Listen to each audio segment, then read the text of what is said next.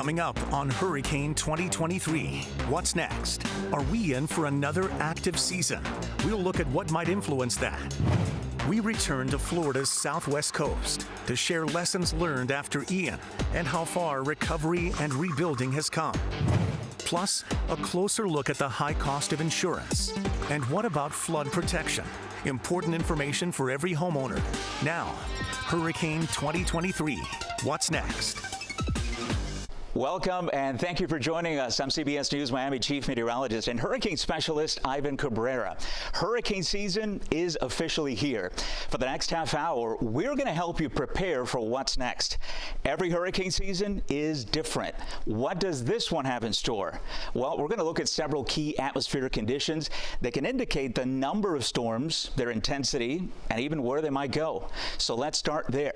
First of all, let's make the case for an average or even slightly below average hurricane season, which on a regular year goes this way. We get named storms. That's tropical storm or higher when they get a name. We get 14 of those on average, 7 of those becoming hurricanes, and out of those 7 hurricanes, 3 become major hurricanes. That's category 3 or higher. So when we look at those atmospheric conditions, there are numerous ones, but I'm going to focus on what we like to call ENSO. This is the difference between El Nino and La Nina. We've been talking about La Nina for a long time because that's the way the pattern has been.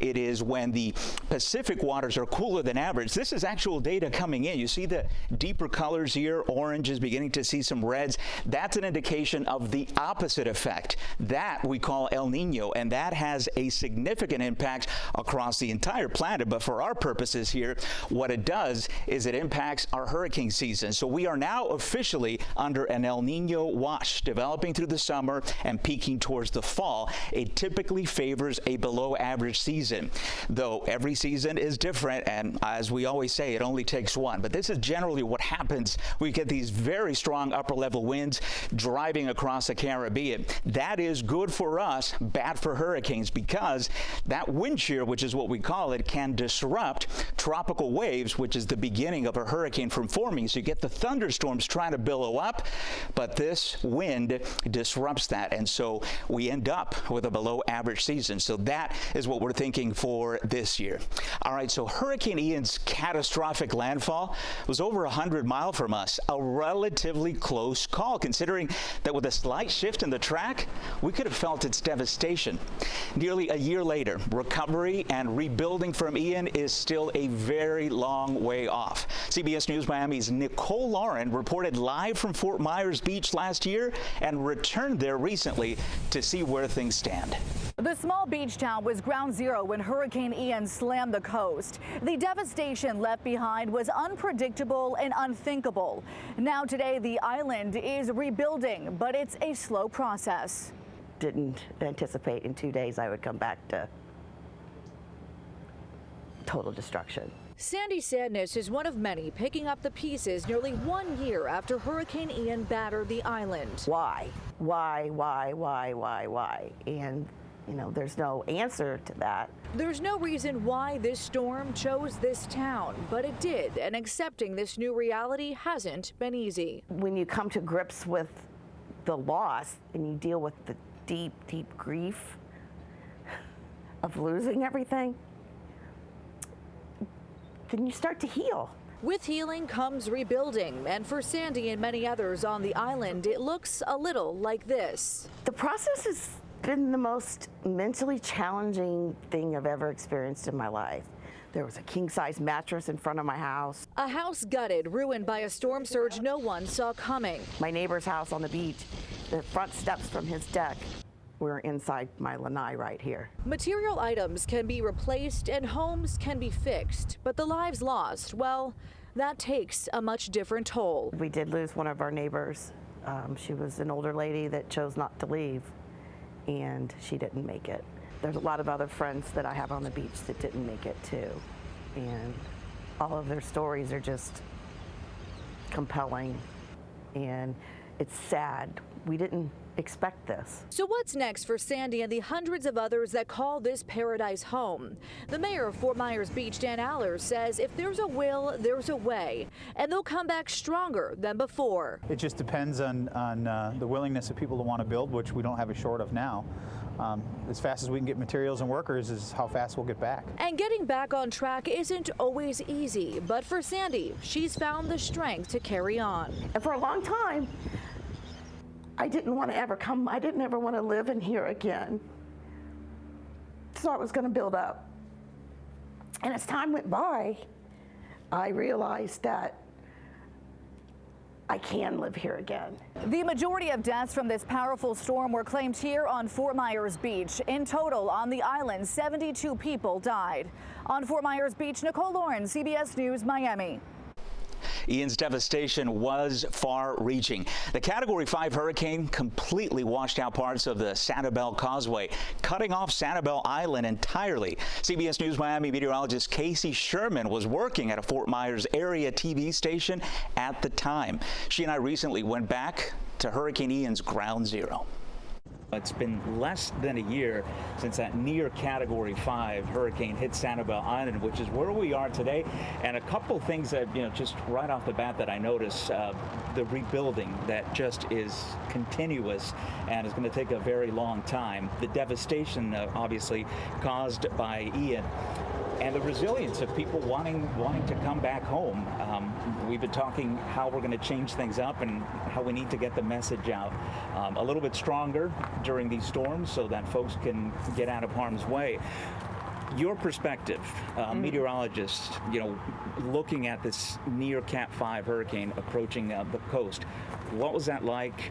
And what did you want to get across to folks? I just, remember getting in on, late that Tuesday night, Wednesday around midnight, and after, no sleep, just for the worry, and getting in and looking at radar and just, seeing Ian in all its form, and, just looking at it and being like, I know that within just a period of 24 hours, the spot that I'm standing in, right now, it's going to be changed forever. So set the scene for us, set the stage. What was it like to be at the station knowing that this near Cat 5 hurricane was about to make landfall? Your experience as a meteorologist with this imminent landfall from this hurricane. We knew there was a very, very high risk of flooding, but we stayed to work through the storm, and up until about 2 o'clock in the afternoon we were fine. At that point in time we started to get some flooding in our parking lot, and then Ian made landfall at 3:05 on Cayo Costa, and about an hour after that we started getting water in the studio. About an hour after that, we were, knocked off air. Our generator blew a fuse. We were knocked off air. We went into the newsroom since the studio was flooding. I just remember looking out at the parking lot and it being just a complete, lake. And as a meteorologist, was it worse than what you had imagined, what you had pictured being under this incredible storm surge? I think you think of, the forecast of, it was at the time, I think, like 8 to 12 foot storm surge. And it's easy to picture, the height of it. But conceptualizing like the power of that, I think it's hard to, even as a meteorologist, kind of really grasp what it's going to look like in a specific area. Hurricane Ian created a deadly storm surge, reaching an incredible 15 feet in some areas. On top of that were large crashing waves created by hurricane wind gusts of 140 miles an hour.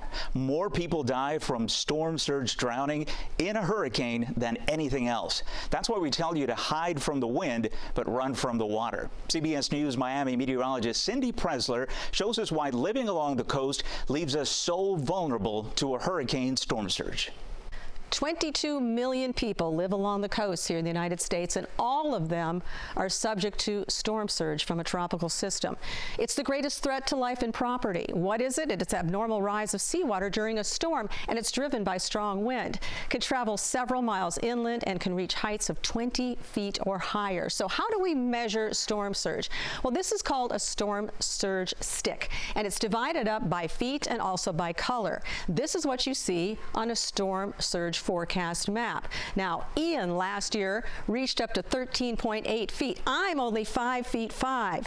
You can see that Ian's height was another 8 feet above me, and unbelievable destruction can be caused by water at those heights. So this is what that kind of water can do. At the lowest level down here, about 3 feet, that would be a blue color. That doesn't cause too much inundation. By the time you get to 6 feet, now the water's coming into your yards, and when you go above that, 12 feet or higher, this is very bad. And the storm surge height is very dependent on the shape or the depth of the coastline.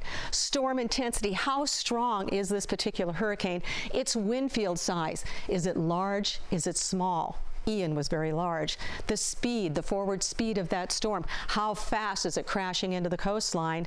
Is it at high tide or low tide? Of course, high tide is at the worst. So this is what the highest levels, when you get up to the red color, water can be as high as the first floor of your house, and that's when it becomes very deadly and destructive. I'm meteorologist Cindy Pressler, CBS News, Miami. Still ahead on Hurricane 2023, what's next? See the changes in how the Hurricane Center forecasts approaching storms and what you won't see when we show you the cone. Hurricane Hunter aircrafts provide much needed data. We're talking to a crew member about the role he plays in helping keep us safe. Plus, hurricane kits help us during a storm and after, but they need to be ready long before one arrives. What to put in them? Next. You're watching Hurricane 2023. What's next? Welcome back. After every hurricane disaster, there are lessons learned. And this also applies to us. What did we as forecasters learn? What can we do better? How can our message be clear? So here at CBS News Miami, the Next Weather team and I have made some changes to how we'll cover whatever might come our way. But we're first going to start with a map that you're familiar with and some changes that the National Hurricane Center has also made.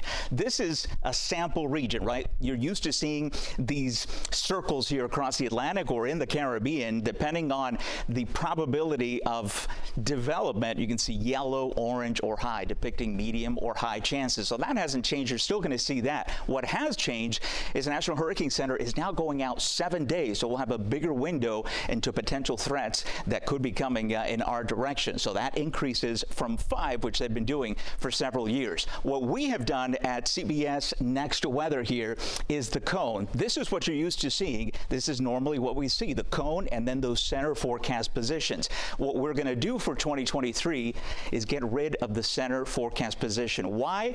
Because it is a cone in the first place. That was the whole point of it, is to allow for forecast errors that could be quite significant towards the end of the period. So day 1, 2, 3, 4, 5, you can see that expanding. And in fact, when you talk about how many miles difference the center of circulation could be, at day 5, we talk about 236 miles.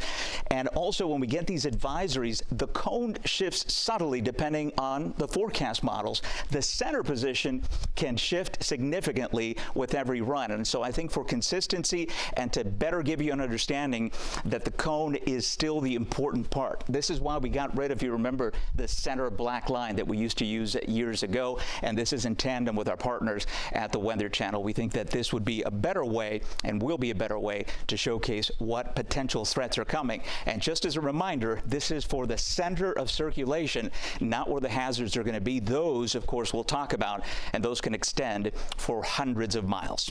Well, the National Hurricane Center does have a new director, Michael Brennan. He's been on the job since late April. He's worked at the National Hurricane Center since 2008, first as a senior hurricane specialist and then acting as deputy director. I had a chance to sit down with him. Here's his message to South Floridians. So you have to find out what your risk is. Know if you live in a storm surge evacuation zone along the coast or along areas like Biscayne Bay or the intercoastal waterway.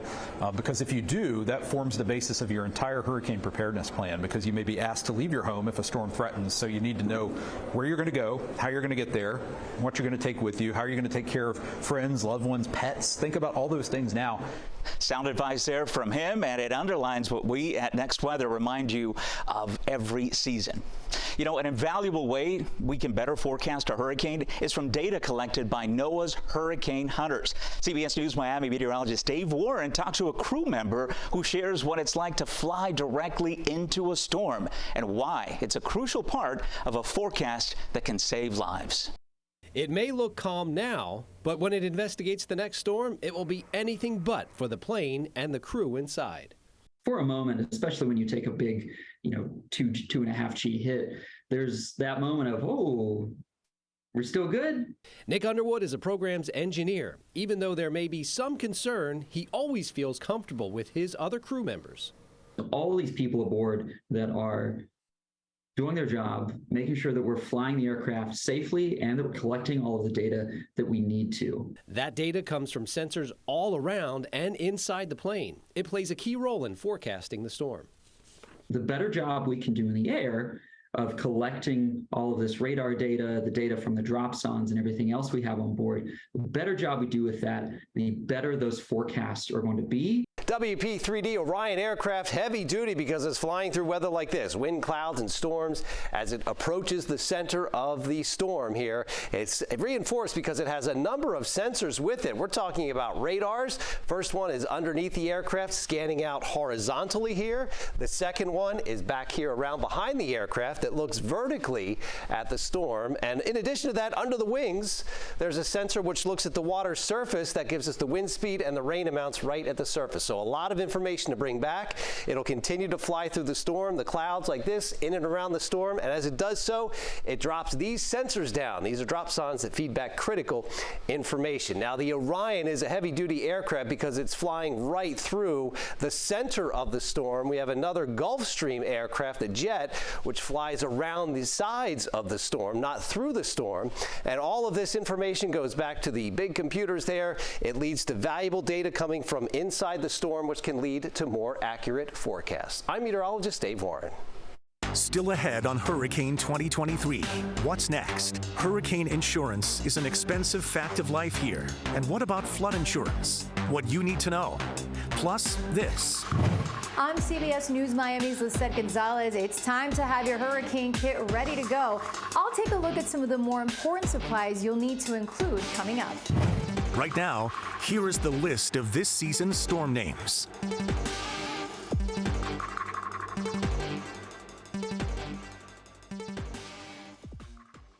This is Hurricane 2023. What's next? Welcome back. Living in South Florida means we need to always be prepared for the next storm. One of the ways we can get ready is by having a hurricane disaster kit. Here's CBS News Miami meteorologist Lisette Gonzalez. Every hurricane season, we need to check and make sure our hurricane supply kit is ready so that if and when a storm threatens South Florida, we're prepared. You'll need at least 1 gallon of drinking water per person for at least 3 to 5 days, and you may want to store tap water in containers. Non-perishable pre-packaged foods such as ready-to-eat canned meats, canned soups, a manual can opener will come in handy. Fruits, vegetables, cereals, bread, and snacks are good options. If you have babies or little ones, you'll need to stock up on diapers, baby food, formula, and wipes. And don't forget your pets. They'll need enough food and water as well.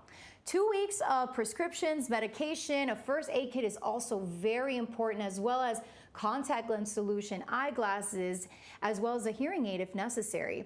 And battery-powered radio or hand crank radio, as well as flashlights, batteries, and phone chargers should be on that checklist. You may also want to include a fire extinguisher. And don't forget to place important documents like passports, IDs, birth certificates, insurance documents, your utility bill in a waterproof container. And after the storm, you're going to need mosquito repellent and sunblock if you are spending extended periods of time outside cleaning up. Now, these are just a few of the important supplies you'll need. For a more extensive list, head to our hurricane prep section on our website, cbsmiami.com. I'm Lisette Gonzalez, CBS News Miami. And while we can prepare our homes ahead of a hurricane, we count on Florida Power and Light to be ready to respond after the storm. More than 3,500 of FPL's employees participated in the utility's annual storm drill. They tested the response to a mock landfall of a Category 4 storm in southeast Florida. The simulation put to work lessons learned from Ian, one of the strongest and deadliest hurricanes to ever hit our state. We're ready for the 2023 hurricane season, and we want our customers to know that we're going to be there for them to get the lights back on when we need to be. The drill showcased innovative tools and equipment that help FPL respond to natural disasters, including restoration, logistics, and customer service. So what's next on your hurricane checklist? Now would be a good time to look at your windstorm insurance policy. And what about flood insurance? CBS News Miami's Joan Murray takes a closer look at rising insurance costs for homeowners. In a tight real estate market, Sheila and Olin Muir's biggest problem wasn't finding a home in a popular East Fort Lauderdale neighborhood.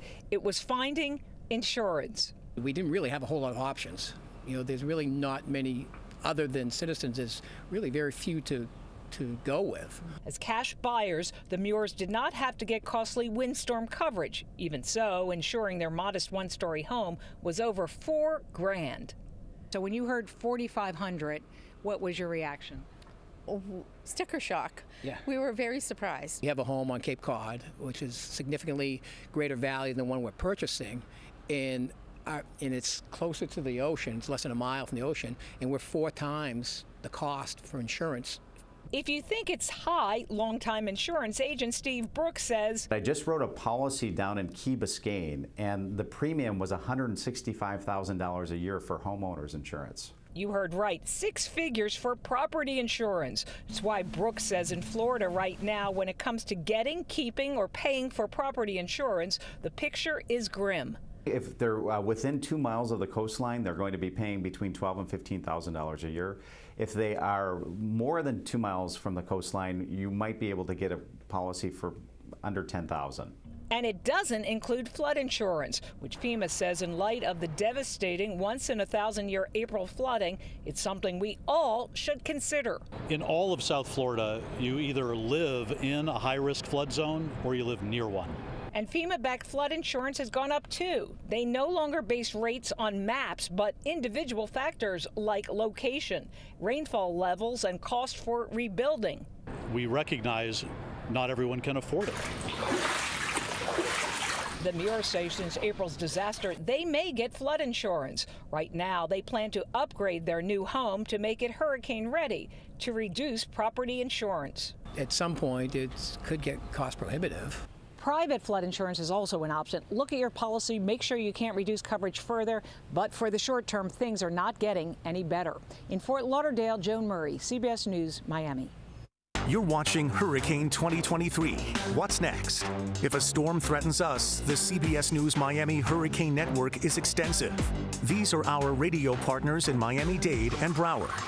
And here are our radio partners in the Keys, which include US 1 Radio. Our newspaper partner is the Miami Herald. Its website is miamiherald.com. And if a hurricane warning is issued, South Florida PBS WPBT2 will broadcast CBS News Miami and TV 33 storm coverage with on-screen captioning. And before we go, important information so you can be prepared for what's next this hurricane season. With CBS News Miami on social media, as well as CBSMiami.com, our website's hurricane section is a comprehensive resource to help you with your hurricane plan. And count on live CBS News Miami hurricane coverage, always streaming on CBS News Miami. Find it on Pluto TV or your favorite streaming device with the CBS News app. I'm Chief Meteorologist and Hurricane Specialist Ivan Cabrera. For the Next Weather team and all of us here at CBS News Miami, thank you for watching.